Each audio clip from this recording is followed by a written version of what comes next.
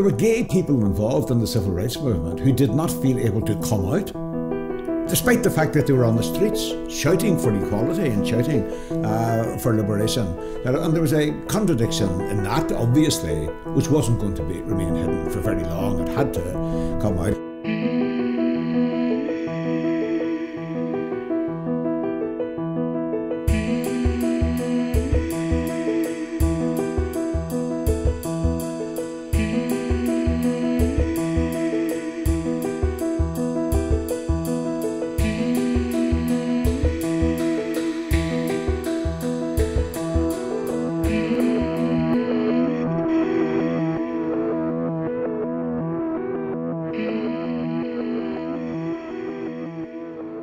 The association between gay liberation and the civil rights movement seems to me to be a very natural one, and in a number of ways. In the most basic way, if civil rights has to apply to everybody, and if you're going to have civil rights as rights in society, and they're going to apply to everybody equally, then obviously it has to encompass the gay community and their rights as well. It never occurred to me that they'd be two different things. So perhaps I was just about the right age to see that connection between civil rights and gay liberation as an automatic and obvious phenomenon. Well, we didn't really decide on the civil rights route. It was there. It was the main thing, and basically we thought it was the only route we could take. So rights for everybody, civil rights in '68, civil rights for gay people in 2010. It's really good that the parade is on the same route as the Civil Rights March. And one of the reasons that I think that, and I think this is the reason why everybody thought it was such a good idea, is that Derry prides itself being, you know, the home of civil rights.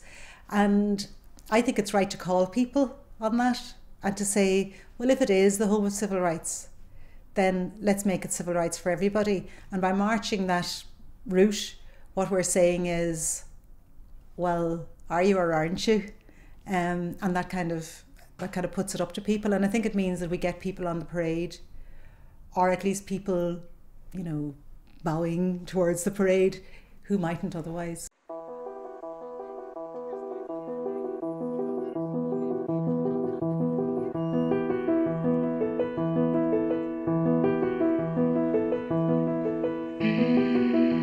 Years ago, it was our first parade in Derry. It was a daunting task, to say the least. I felt it was time for change in Derry. I felt that it was important to have visibility on the streets, especially for people, young people, older people who felt isolated and needed to know that it's normal. It's not a bad thing. And there's people there. There's also people who can come onto the streets and be proud of who they are, and you don't have to stay in the closet, and it's not a sin and it's not a terrible thing to be gay. I've been the pastor in Bethel Baptist Church about 9 years. We are an independent Christian gathering of Bible-believing Christians.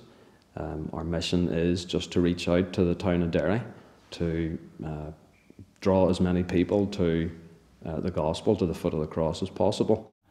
Changing Attitude Ireland is an Anglican organisation, but with friends in all denominations, or nearly all.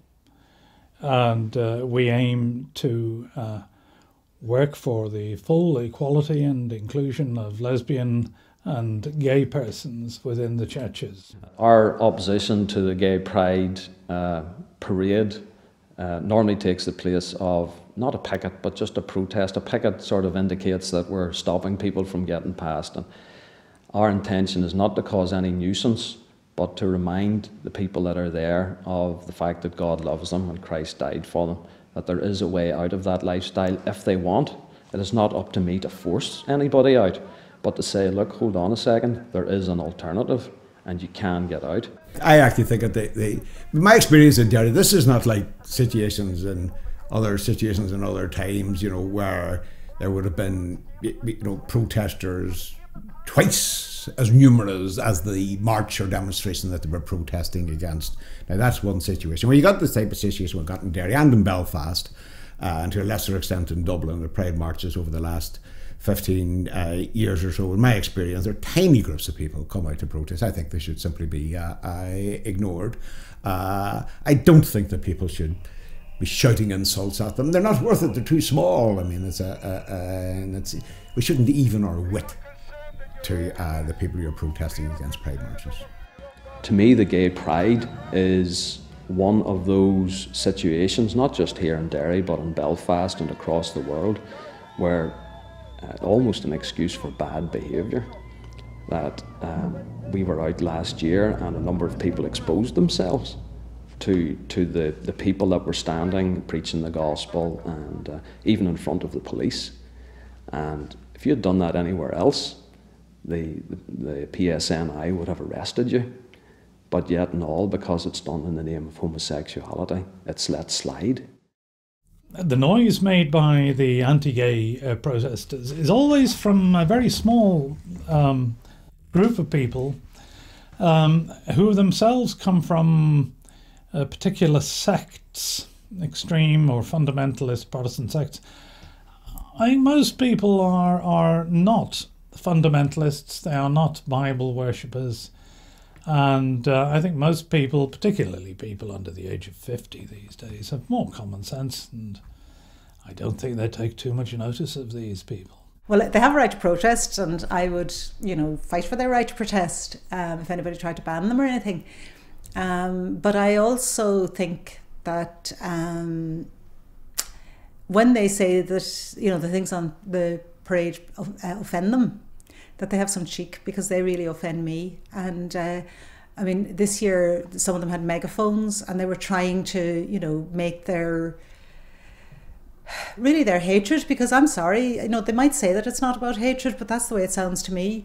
They were trying to kind of pour that over the parade, and I found that really very annoying. And I know people say you should ignore them and everything, but I'm afraid I took my megaphone and started trying to drown them out, because I don't think we should have to listen to that.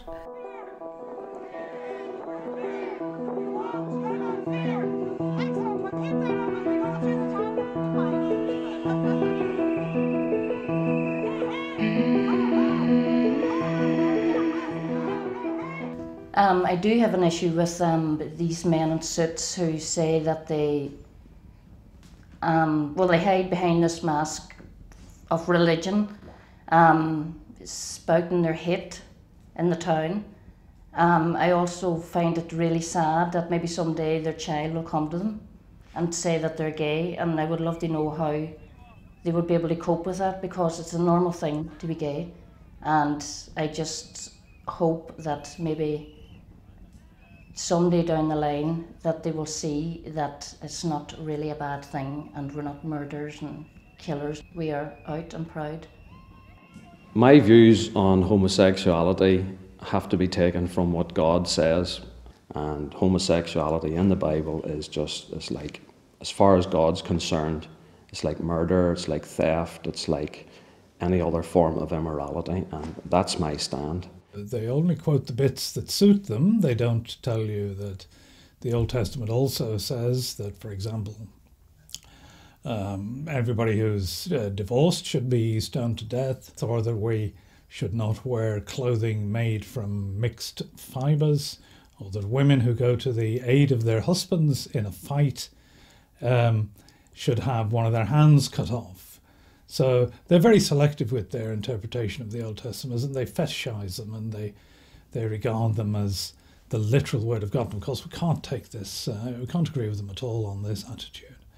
There is, I believe, a knowledge in us all that knows what's right and what's wrong. And those, I'm not saying the other laws in the Old Testament are unimportant, but a lot of them are simply ceremonial and for day-to-day living, about what you should and shouldn't do, how to prepare food, how long to leave it, things like that there. But there are commandments in the Bible that are eminently important and applicable in this day and age, and sexual morality is one of them. There is a subtext in many of their statements and attitudes of hatred of people who are different from them in any way, and unfortunately for psychological reasons, I think, in many cases, they simply pick on the gays. Well, we have to remember that all Christian hatred is based upon compassion. They want to save people. I mean, they went around the world, sort of onward Christian soldiers, enslaving Africans and Asians and Latin Americans in order to save their souls. You know, sort of the Pope, sanctioned, the Spanish monarchy taking over sort of vast tracts of Latin America and assuming ownership of the people there on the grounds that it would be good for their souls. You know, sort of the Native Americans, sort of the northern part of the continent, were virtually exterminated for their own good, to lift them out of the darkness of superstition and bring them into the daylight of Christianity. I mean, they've always done this. I mean, nobody ever marches into another country or into another community and savages people saying, I'm doing this because I'm going to get something out of it. They always do it by saying, I'm doing this for you. You know, sort of, it's so this business of, I say we hate gays, but it's only because we want to save their souls. Well, I mean, go save your own soul, man. You know, there's an arrogance about that. Real arrogance about saying, I'm going to campaign against you and against your rights to be equal because I know it's in your interests, whatever you think. No, I don't accept that at all. I know it's very tempting to say, well, they mean well, don't they? Well, I don't care whether they mean well or not. They're doing bad.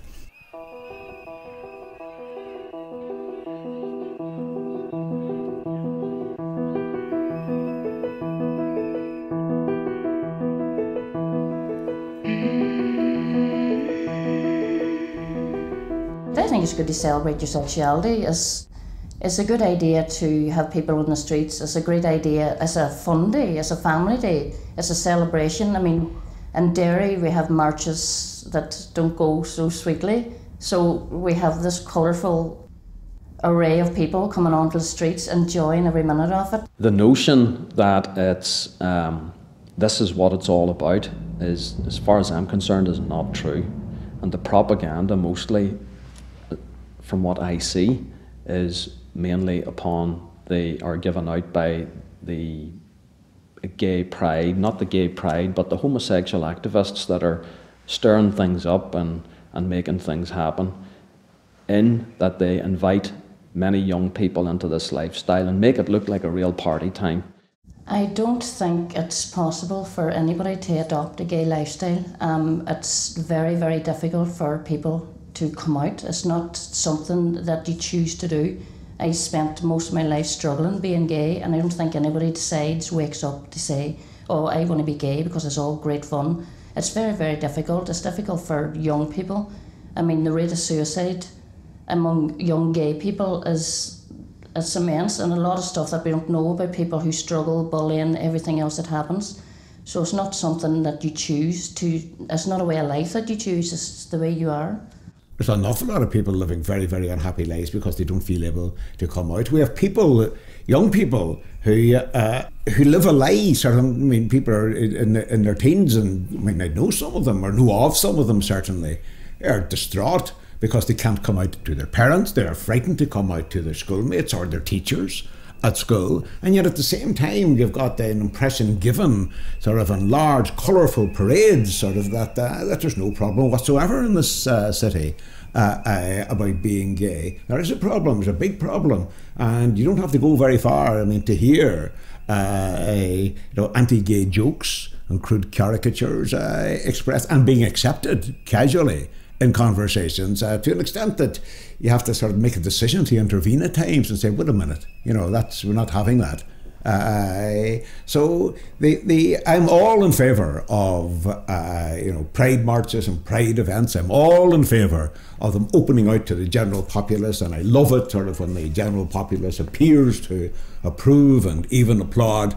But I think it would be dangerous and a delusion if we were to imagine that this means sort of that there are no problems anymore. The enthusiasm for pride sometimes acts as camouflage for problems which persist and which many people would like to see ignored.